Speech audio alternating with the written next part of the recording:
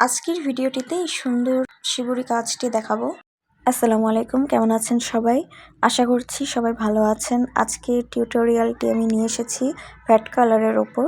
আগেও আমি একই রকম কাপড় দেখিয়েছি, সেটা হচ্ছে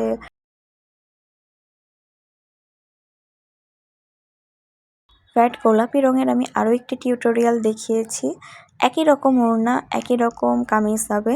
তো আমি একইভাবে বেঁধে নিচ্ছি। প্রথমে আমি ওড়নাটা করে নিলাম, ওড়নাটা 4 ভাঁজ করে তারপর আমি এখানে গিট দিয়ে নিচ্ছি। গিট দিয়েও কিন্তু অনেক সুন্দর ডিজাইন করা যায়, কিন্তু তার জন্য অবশ্যই আমাদেরকে সমান সমান কিন্তু একটা মেজারমেন্ট রাখতে হবে, না হলে কিন্তু কাজ সুন্দর হবে না। আর প্রত্যেকটা অংশে দেখে দেখে আপনাদের বাঁধতে হবে, যেন কোনো জায়গায় কম অথবা বেশি না হয়। আর আমি এখানে ভিডিওটা স্পিড দিয়ে দিয়েছি, যেন খুব দ্রুত কাজটা আপনারা দেখতে পারেন, নাহলে সবাই বিরক্ত হয়। আজকের কাপড়ে ভ্যাট অ্যাশ কালারটা করব। আমি অ্যাশ কালার একদম হালকা হালকা চেয়েছিলাম, কিন্তু রঙের পরিমাণ বেশি হয়ে যাওয়ায় আমার এটা একটু কালো কালো হয়ে গেছে। হালকা কালো কালো হওয়াতে কাজটা কিন্তু আমার কাছে বেশ ভালো লেগেছে। আর এখানে দেখতেই পাচ্ছেন আমার কিন্তু ওড়নাটা বাঁধা হয়ে গেল। আর ওড়নাটা কিন্তু আমি খুব টাইট করে বেঁধেছি। আপনারা যত সম্ভব টাইট করে বাঁধবেন, কিন্তু রঙটা যখন আপনারা কাপড় খুলবেন তখন অবশ্যই আস্তে আস্তে খুলতে হবে। আর এটা হচ্ছে আমার কামিজের কাপড়টা। কামিজের কাপড় আছে এখানে 3.5 গজ। একটা 46 ইঞ্চি কাপড়ের জন্য অবশ্যই 3.5 গজ কাপড় নেওয়া লাগবে, না হলে কিন্তু লং আসবে না।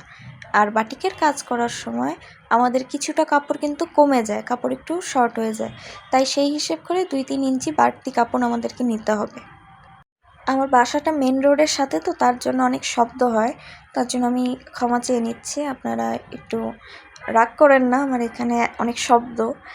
এখানে কাপড়টা কিন্তু দেখতেই পাচ্ছেন আমি 2 ভাঁজে কিন্তু নিয়ে নিচ্ছি। আর হাতার কাপড়টা আমি আলাদা করে নিয়েছি। হাতার কাপড় আলাদা করে না নিলে হাতার মাপটা আপনি বুঝতে পারবেন না, তার জন্য হাতার কাপড় আগেই আলাদা করে নিলে ভালো হয়। কামিজের এক পাশ থেকে আমি শিবুরি সুতা দিয়ে কিন্তু বাঁধা শুরু করে দিলাম। আর আমি যেহেতু শিবুরি সেলাই করছি, সেলাই না, একটু বেঁধে করা হচ্ছে যেহেতু, তো এটা টাই ডাই করার জন্য আমি এক পাশ থেকে কিন্তু টেনে টেনে বেঁধে নিচ্ছি। এখানে আমি 2 গুণ সুতা নিয়েছি, আপনারা এর কমও নিতে পারেন। বেশি নিলে সবচেয়ে ভালো হয়, কম না নেওয়াই ভালো।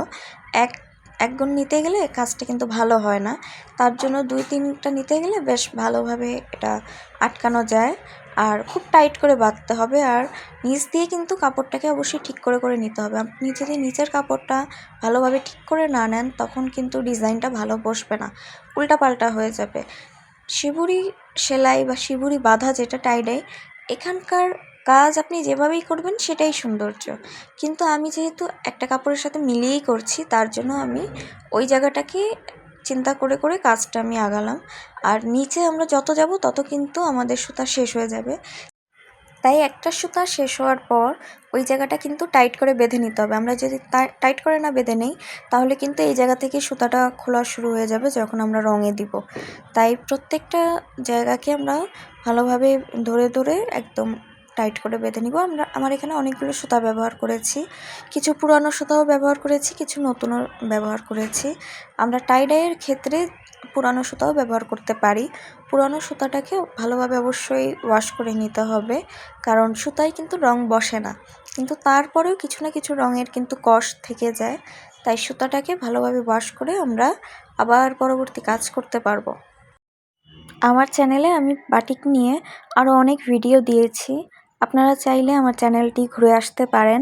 তার সাথে আমি ব্লগ এবং হ্যান্ড পেইন্টিং নিয়েও আমি করেছি, তাই আমার ব্লগের ভিডিও, হ্যান্ড পেইন্টিংয়ের ভিডিও দেখতে পারেন।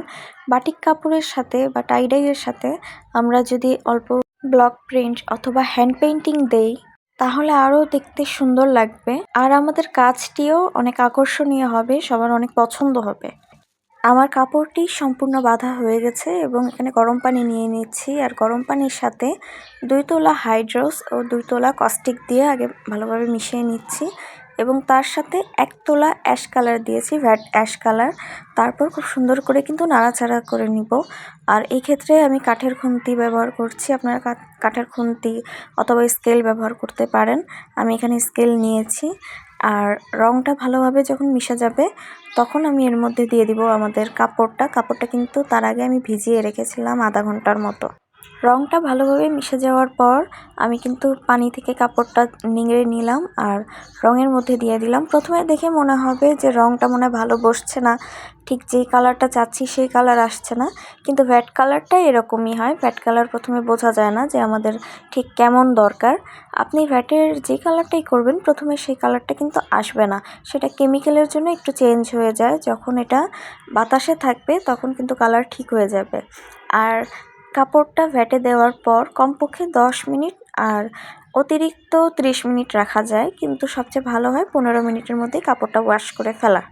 আমি 15 মিনিট পর কাপড়টাকে উঠিয়ে ভালোভাবে কিন্তু ধুয়ে নিব। আর দেখেন ওপর সাইডে যে কাপড়টা ছিল ওটা কিন্তু কালো কালো হয়েছে, কিন্তু নিচের সাইডটা কিন্তু আবার ফ্যাকাশে ফ্যাকাশে একটা কালার। সেটা যখন বাতাসে থাকবে তখন কিন্তু কালারটা ঠিক হয়ে যাবে। আর কাজ করার সময় অবশ্যই আমরা যেই পাত্র ব্যবহার করছি সেটা ওয়াশ করে রেখে দিব, না হলে আমাদের এই যে রঙটা আমরা যখন কাপড়টা খুলে নেব তখন কিন্তু ওই বাটিতে রাখা বা একটা বোলে রাখা রঙটা আবার কিন্তু আমাদের কাপড়ে লেগে যাবে। আর টাই ডাইয়ের কাপড় খোলার সময় অবশ্যই আগে আমাদেরকে একবার ওয়াশ করে নিতে হবে, আর ভ্যাট কালার কিন্তু ওঠে না। তাই আমরা যখন ওয়াশ করব আর অতিরিক্ত রং থাকবে না, তাই আস্তে আস্তে করে আপনারা সুতাটা খুলে ফেলবেন। এখানে আমি আগে গিটটা খুলছি, আর গিট খোলার সময় অবশ্যই লক্ষ্য রাখতে হবে অতিরিক্ত যেন টান না হয়। অতিরিক্ত টানাটানি করলে কাপড় ছিঁড়ে যাবে, তাই অবশ্যই এটা আস্তে আস্তে খুলতে হবে এবং খোলার সাথে সাথে এটা ওয়াশ করতে হবে। না হলে কিন্তু ভেতরের দিকে যে কেমিক্যালটা আছে সেই কেমিক্যালটা একটা কেমন হলদে হলদে একটা দাগ বসিয়ে দেয়।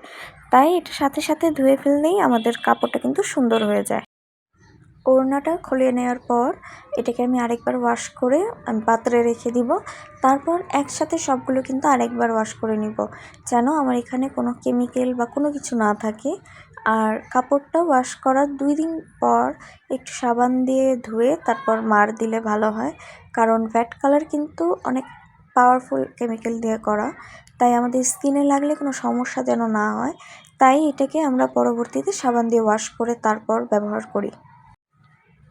আপনারা বাটিকের কাপড়ের সাথে কিন্তু অল্প ব্লক অথবা হ্যান্ড পেইন্টিং অথবা স্ক্রিন প্রিন্ট কিন্তু দিতে পারেন।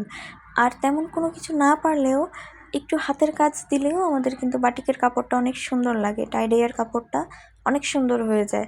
তাই একটু একটু ঘুরিয়ে ফিরিয়ে কাজ দিলে ভালো হয়, বা একটু লেস দিয়ে ডিজাইন করে দেন। তাই আমাদের কাপড়গুলো কিন্তু অল্প অল্প কাজেই সুন্দর হয়ে যায়। আর চেষ্টা করতে হবে আমাদের ডিজাইন যেন যত সুন্দর করা যায়। আমরা যত চেষ্টা করব একটা নতুন একটা ইউনিক ডিজাইন করার, সেটা কিন্তু ততই আকর্ষণীয় হবে।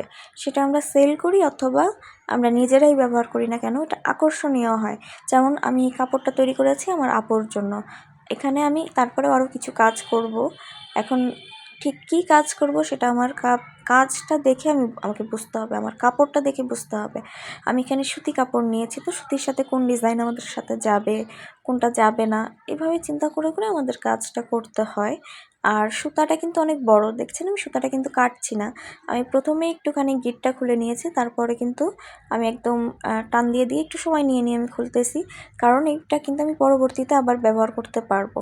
আর হাতার কাপড় এটা খুললাম প্রথমে, হাতার কাপড় খোলার পরেই কিন্তু আমি একবার ওয়াশ করে নিচ্ছি, যেন ভেতরে আমার কেমিক্যাল থাকার জন্য কোনো দাগ বা কোনো কিছু না হয়। আর এরপর আমি কামিজের দিকে যাচ্ছি। আর কামিজেরটাতে আমি কয়েক ভাগে যেহেতু দিয়েছি, আমার এটা একটু সময় নিয়ে নিয়ে খুলতে হবে। আর আজকের ভিডিওটি কেমন লাগলো অবশ্যই আমাকে জানাবেন। আর এটার সাথে কেমন ডিজাইন দিলে ভালো হবে আমি সেটা অবশ্যই দেখাবো পরবর্তীতে।